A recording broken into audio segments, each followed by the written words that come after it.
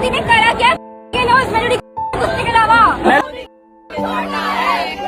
Absolute end of democracy. भगवान राम मंदिर और whatever the fuck इसमें धर्मेंद्र प्रधान जी, अगर आप इस्तीफा नहीं दे पा रहे हो तो आप अपनी क्यों नहीं दे देते हमें? जुबान से नहीं किरदार से पहचान बनती है। जुबान से नहीं किरदार से पहचान बनती है। जो देश के लिए जिए उसी की शान बनती है। लफ्जों से आग लगाना है आसान दोस्तों, लफ्जों से आग लगाना तो आसान है दोस्तों, मगर संस्कारों से ही नई पीढ़ी महान बनती है। आज हमारी जेनजी किस दिशा में जा रही है? आज देश के सामने एक बड़ा सवाल है। हम अपनी आने वाली पीढ़ी को कैसी भाषा, कैसी सोच और कैसी संस्कृति देना चाहते हैं? विरोध करना लोकतंत्र का अधिकार है। सरकार से सवाल पूछना भी हमारा अधिकार है। लेकिन क्या विरोध का मतलब गाली देना है? क्या अपनी बात रखने के लिए किसी व्यक्ति, सेना या देश का अपमान करना जरूरी है? उठ जाओ प्लीज, हम भीख मांग रहे भाई, उठ जाओ, निकल।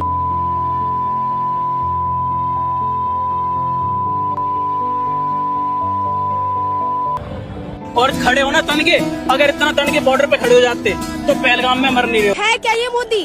क्या चीज है यो? आज के जेनजी को देखिए। हमारे युवा जब मैदान में उतरते हैं तो वो गालियों से नहीं, अपने प्रदर्शन से जवाब देते हैं। कॉमनवेल्थ गेम्स और दूसरे अंतर्राष्ट्रीय मंचों पर हमारे युवा खिलाड़ी जब गोल्ड और सिल्वर या ब्रॉन्ज मेडल जीतकर तिरंगा ऊंचा करते हैं तो करोड़ों युवाओं के अंदर जोश भर जाता है।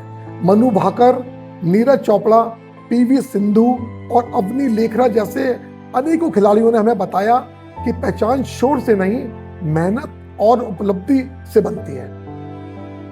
लेकिन दूसरी तरफ कुछ लोग युवाओं को ऐसी राह पे ले जा रहे हैं जहां बहस की जगह बदजुबानी, तर्क की जगह गाली और विचारों की जगह नफरत दिखाई देती है।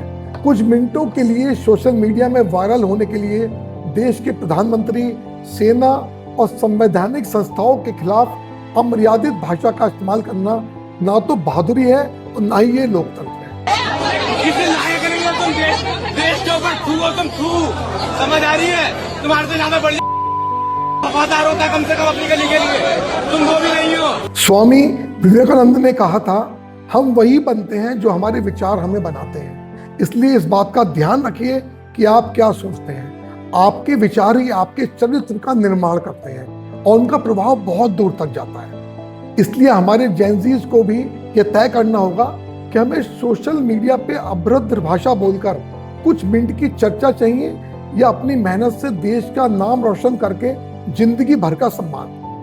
महात्मा गांधी ने विरोध किया, लेकिन सत्य और अहिंसा के साथ। उन्होंने दिखाया कि बिना किसी को अपमानित किए भी सत्ता से सवाल पूछा जा सकता है और बड़े से बड़ा आंदोलन खड़ा किया जा सकता है। सवाल पूछिए, सरकार की आलोचना कीजिए, असहमति जताइए, लेकिन भाषा की मर्यादा कभी मत छोड़िए, क्योंकि आज हम जो भाषा इस्तेमाल करेंगे कल वही भाषा हमारी अगली पीढ़ी सीखेगी।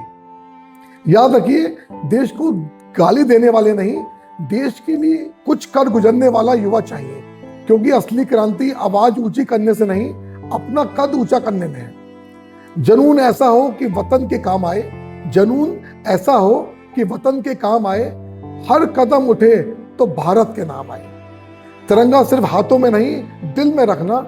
ऐसा जीवन जियो कि देश को तुम पे अभिमान आए।